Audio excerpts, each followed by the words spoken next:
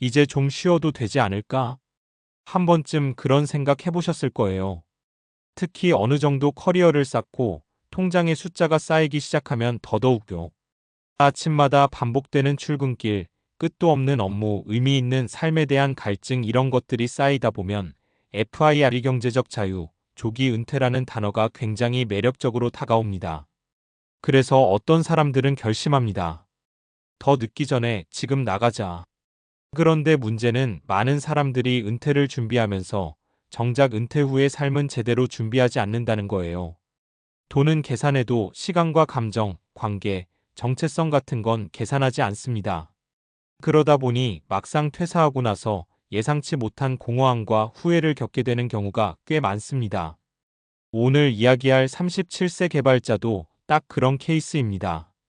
충분히 모았고 계획도 나름 세웠고 누구보다 빠르게 자유를 얻었다고 생각했는데 1년 만에 후회를 하게 된 이유.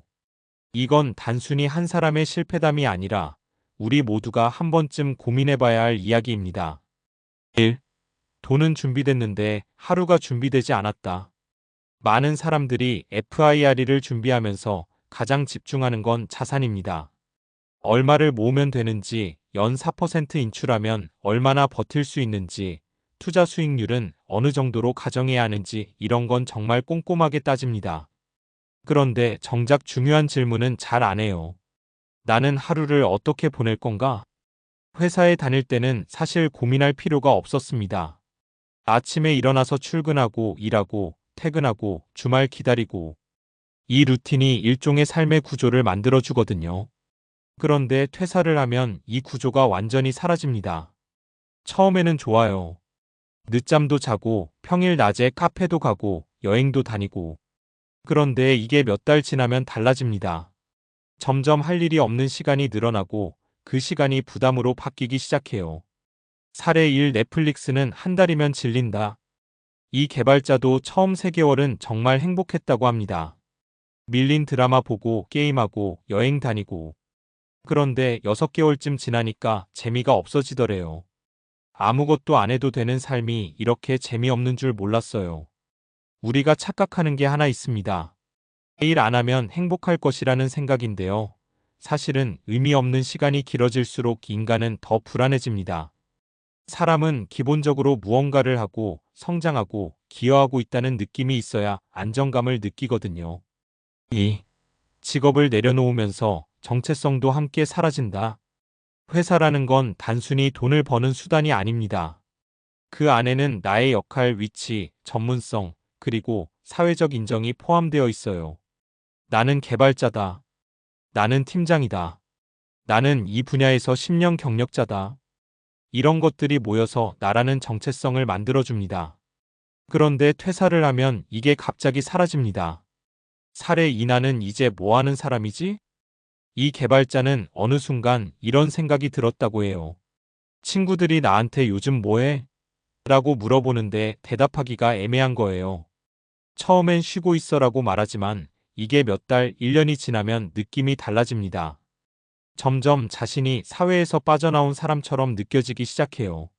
특히 개발자처럼 전문성이 강한 직군일수록 더 큽니다. 예전에는 문제를 해결하고 코드를 만들고 성과를 내면서 스스로를 증명했는데 그 기회가 사라진 거죠.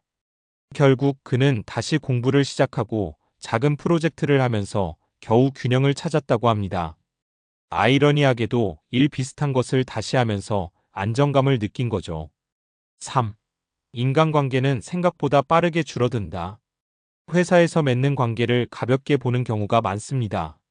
어차피 일 때문에 만나는 사람들이라고 생각하니까요. 그런데 막상 그 관계가 사라지면 느끼게 됩니다. 생각보다 내가 만날 사람이 없네.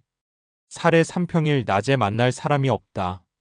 퇴사 후 가장 크게 느낀 변화 중 하나가 바로 인간관계였다고 합니다. 친한 친구들은 다 회사에 다니고 있고 평일 낮에 만날 수 있는 사람이 거의 없어요. 주말에만 약속이 잡히고 그 외 시간은 대부분 혼자 보내게 됩니다. 처음에는 괜찮지만 점점 외로움이 쌓입니다. 회사에서는 매일 누군가와 대화하고 협업하고 웃고 떠들었는데 그게 갑자기 0이 되는 거예요.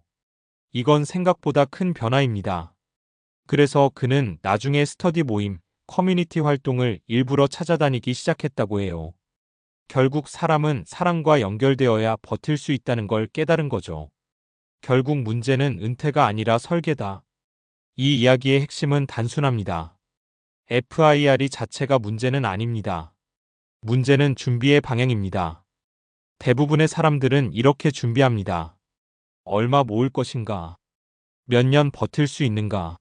수익률은 얼마나 나올 것인가? 하지만 진짜 중요한 건 이겁니다. 나는 하루를 어떻게 보낼 것인가? 나는 어떤 사람으로 살 것인가?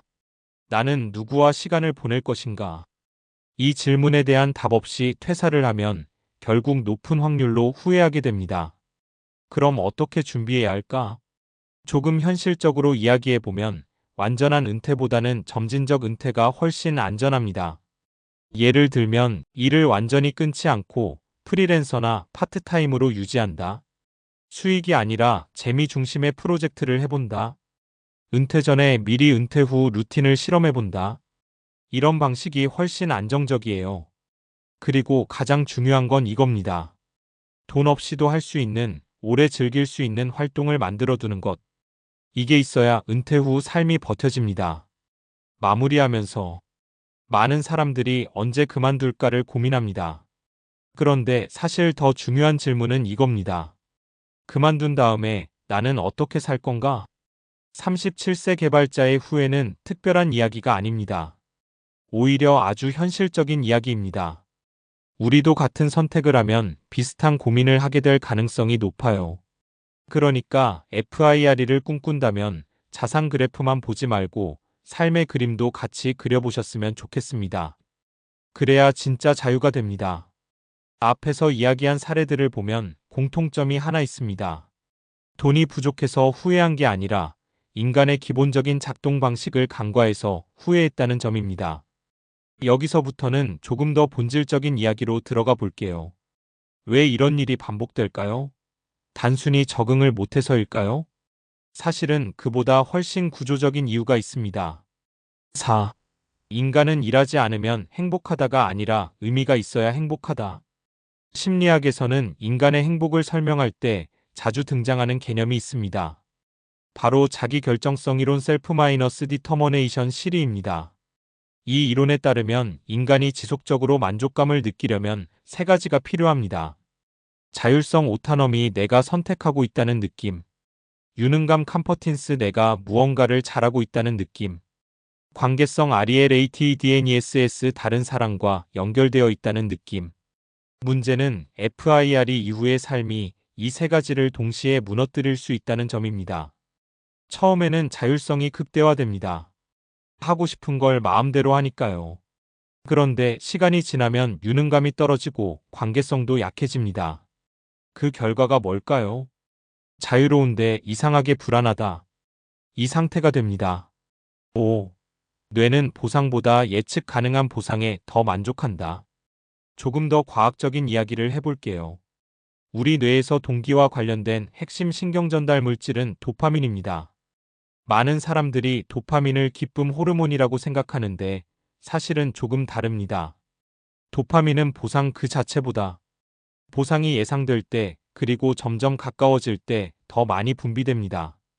이게 무슨 의미냐면 월급날을 기다리는 과정, 프로젝트를 완성해가는 과정, 목표를 향해 조금씩 나아가는 과정.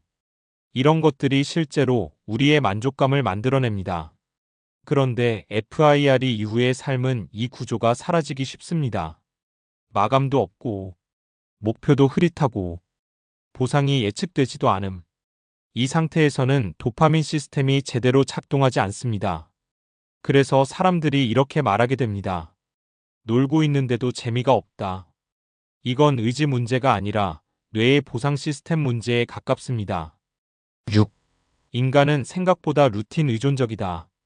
또 하나 중요한 건 인간은 자유를 좋아하지만 동시에 구조 루틴에 강하게 의존한다는 점입니다. 행동과학 연구들을 보면 우리가 하는 일의 상당 부분은 의식적인 선택이 아니라 습관에 의해 자동으로 이루어집니다. 출근, 점심시간, 퇴근, 운동, 잠드는 시간. 이런 루틴이 사실은 우리 삶의 안정장치 역할을 합니다. 그런데 퇴사를 하면 이 루틴이 한 번에 사라집니다. 문제는 인간의 뇌가 이 공백을 자동으로 채워주지 않는다는 거예요. 오히려 이렇게 반응합니다. 결정 피로 증가, 디시전 퍼티그, 행동 지연 프로크레스터네이션, 무기력감 증가. 그래서 많은 사람들이 FIRE 이후에 더 게을러진 것 같다는 착각을 합니다. 사실은 게을러진 게 아니라 루틴이라는 시스템이 사라진 상태일 뿐입니다. 7. 완전한 자유는 오히려 선택을 어렵게 만든다. 경제학과 심리학이 만나는 지점에서 자주 언급되는 개념이 하나 있습니다. 바로 선택 과부하, 초이스 오버로드입니다. 선택지가 많아질수록 사람은 더 만족할 것 같지만 실제로는 반대입니다. 무엇을 해야 할지 모르겠고 선택을 후회하게 되고 결국 아무것도 안 하게 되는 경우가 많습니다. FIRE 이후의 삶은 선택지가 무한대에 가까운 상태입니다. 오늘 뭐 할까? 어디 갈까? 뭘 배우지? 이 질문이 매일 반복됩니다. 처음엔 좋지만 점점 피로해집니다. 그래서 패러닥스하게도 해야 할 일이 있는 삶이 더 편하게 느껴지는 순간이 옵니다. 결국 핵심은 이것입니다. 지금까지 이야기들을 하나로 정리해보면 이렇습니다. 우리는 흔히 이렇게 생각합니다. 돈이 충분하면 자유롭고 행복해질 것이다. 하지만 실제 인간은 이렇게 작동합니다. 의미가 없으면 불안해지고, 성장하지 않으면 지루해지고, 연결되지 않으면 외로워진다. 그리고 이 세 가지는 돈만으로는 절대 해결되지 않습니다. 그래서 진짜 중요한 준비는 따로 있다. FIRE를 준비한다면 자산 포트폴리오만큼이나 중요한 게 있습니다. 오히려 더 중요할 수도 있습니다. 일일이 아닌 활동 포트폴리오 만들기, 운동, 창작, 공부, 커뮤니티 활동 등 돈과 무관하게 지속할 수 있는 것들. 이 느슨한 책임 유지하기. 완전한 무직 상태가 아니라 작은 프로젝트, 파트타임, 협업 등 삶사회적 연결을 의도적으로 설계하기. 회사 대신 모임, 커뮤니티, 동호회 등으로 대체. 마지막으로 하나만 짚고 가겠습니다. 많은 사람들이 FIRE를 탈출이라고 생각합니다. 회사에서 탈출, 노동에서 탈출, 스트레스에서 탈출. 그런데 한 가지는 분명합니다. 삶 자체에서는 탈출할 수 없습니다. 시간은 계속 흐르고 나는 계속 살아가야 하고 매일을 채워야 합니다. 그래서 질문을 이렇게 바꿔야 합니다. 언제 탈출할까? 가 아니라 나는 어떤 삶을 계속 반복하고 싶은가? 이 질문에 대한 답이 있는 사람만이 FIRE 이후에도 후회하지 않습니다.